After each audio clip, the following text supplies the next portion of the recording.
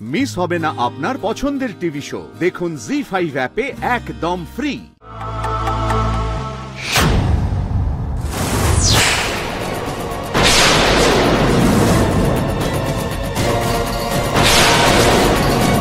তুই না মা, এদিক থেকে চলো, এদিক থেকে চলো।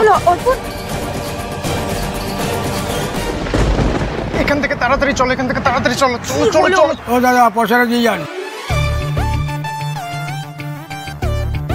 ছেলেটাকে অর্পণের মতন দেখতে লাগছে না? সঙ্গে তো একটা মেয়েও আছে দেখছি।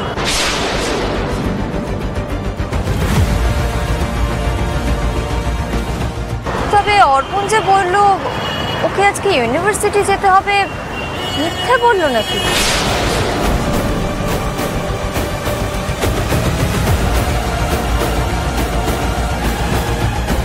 না না, আমার যা চোখের অবস্থা, আমি ভুলও দেখতে পারি। আমি বরং একবার বাড়িতে গিয়ে অর্পণকে জিজ্ঞেস করে নেব। অটো!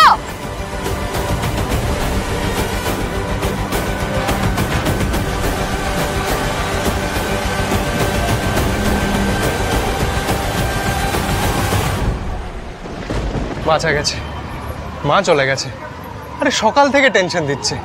আজকে সকালে যখন তোমার সাথে কথা বলছিলাম তখন একটু হলেই দেখে ফেলতো। তুমি কি মাকে ভয় পাও নাকি? আরে না না, মাকে কে ভয় পাবে? মায়ের হলো ঝামেলা করা অভ্যেস। যদি একবার দেখে ফেলতো ঘরে গিয়ে মারাত্মক কাণ্ড করতো। তার উপর দিদি তো আমাকে কথা শোনাতেই থাকে। তবে যাই বলো না কেন, তোমার মা কিন্তু খুব ইন্টারেস্টিং দেখতে।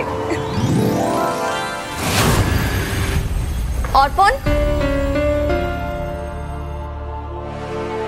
কিরে কি ব্যাপার বলতো তোর? সে কোন সকালে বাড়ি থেকে বেরিয়েছিস, এখন ফিরছিস? তুই ইউনিভার্সিটিতে গিয়েছিলি তো? না, এত রাত অব্দি তো তোর ক্লাস হওয়ার কথা নয়। এখন তো মনে হচ্ছে আমি তোকে ঠিকই দেখেছি রাস্তায় একটা মেয়ের সাথে। সর্বনাশ, মা তো দেখছি ডিরেক্ট চার্জ করছে। কি বলবো এবার মাকে? ব্যাস, অমনি ফস করে একখানা কথা বলে দিলে। শোনো পর না, তোমার তো চোখের রোগ হয়েছে, নিশ্চয়ই তুমি ভুল দেখেছো। ও ঠাম্মি, ইউ আর গ্রেট। ও সত্যি, বাড়িতে ঢুকতে না ঢুকতেই মাথাটা বিগড়ে দিল। এ নাও ধরো, তোমার চশমা। আমার চশমা তুই নিয়ে এলি কেন? হলো তো, আরে বাবা, দুম করে দাদু ভাইকে একখানা কথা শুনিয়ে দিলে। অথচ আসল কাজটা আমার দাদু ভাই করেছে। চোখের ডাক্তার দেখিয়েছো, তারপরে যদি চশমাটাই ঠিক সময় এসে না পৌঁছলো হাতে, তাহলে লাভটা কি হলো বলো? তোর তো আনা দরকার ছিল না, পুঁটি নিয়ে আসতো।